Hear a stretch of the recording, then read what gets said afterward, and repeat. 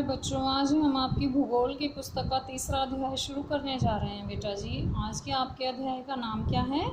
हमारी बदलती पृथ्वी। तो आज हम किसके बारे में चर्चा करेंगे, पढ़ेंगे? हमारी बदलती हुई पृथ्वी के बारे में। ठीक है, आइए देखिए, शुरू करते हैं आपका पाठ। स्थल मंडल अनेक प्लेटों में विभाजित है। ये बात आप सभी को पता है कि स्थल मंडल अनेक प्लेटों में विभाजित है, जिन्हें हम स्थल मंडलीय प्लेट कहते हैं। तो स्थल मंडलीय प्लेट क्या होती हैं बेटा जी?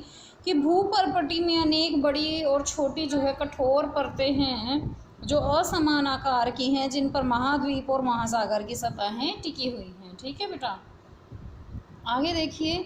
आपको यह जानकर आश्चर्य होगा कि ये प्लेट हमेशा धीमी गति से चारों तरफ घूमती रहती हैं और प्रत्येक वर्ष केवल कुछ मिलीमीटर के लगभग, यानी इनकी क्या होती है, एक वर्ष में ये कुछ मिलीमीटर ही खस सकती हैं, लेकिन निरंतर घूमती रहती हैं, चलती रहती हैं। और ये किस कारण से होता है? पृथ्वी के अंदर पिघले हुए मैग्मा में होने वाली गति के कारण ऐसा होता है। जो हमारी पृथ्वी के अंदर पिघला हुआ मैग्मा है बेटा, उसके कारण ऐसा होता है।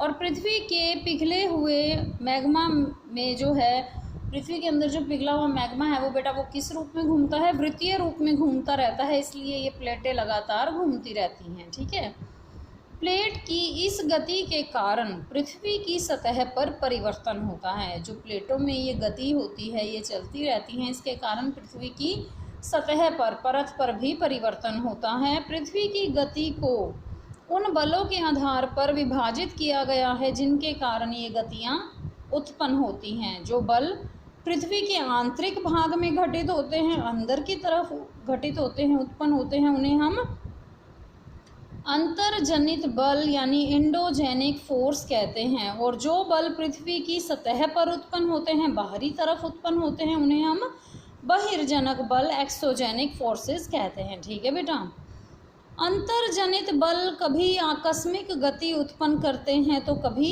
धीमी गति। अंतर्जनित जो बल हैं बच्चे, वो कैसे कैसे उत्पन्न करते हैं गतियाँ? दो प्रकार से करते हैं, कभी तेज, कभी धीमी।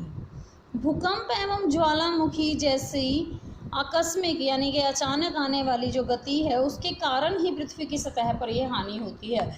जब ये तेज़ गति से आते हैं भूकंप और ज्वालामुखी, तो ये उस घटना का परिणाम होते हैं जो पृथ्वी के अंतर्जनित बल होते हैं। ठीक है बेटा, जो पृथ्वी के अंदर वाली घटनाएं होती हैं, उसके कारण भूकंप और ज्वालामुखी उत्पन्न होते हैं। ठीक है, अब ये देखिए बच्चे, स्थल रूपों का जो विकास है, उस डायग्राम को एक नज़र देखिए। पृथ्वी की गतियाँ, अभी आपने पढ़ा कि पृथ्वी की दो प्रकार की गतियां हैं, अंतर्जनित बल और बहिर्जनित बल।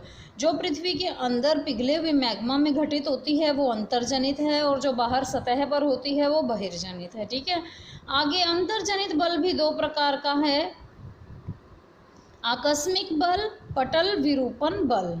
ठीक है, और आकस्मिक बल जो होता है, अचानक होता है, वो कितने प्रकार का है? उससे क्या क्या होता है बेटा? उससे भूकंप आता है, ज्वालामुखी और भूस्खलन। ठीक है, और पटल विरूपण बल से क्या होता है? ये पर्वत निर्माणकारी बल होता है, इससे पर्वतों का निर्माण होता है। और जो बहिर्जनित बल है बच्चे, वो अपर्दन और निक्षेपण प्रक्रिया के फलस्वरूप होता है। और ये जो अपर्दन और निक्षेपण प्रक्रिया, ये कौन करते हैं? नदी, बहता हुआ जल, पवन, समुद्री तरंग और हिमनद। ठीक है बेटा,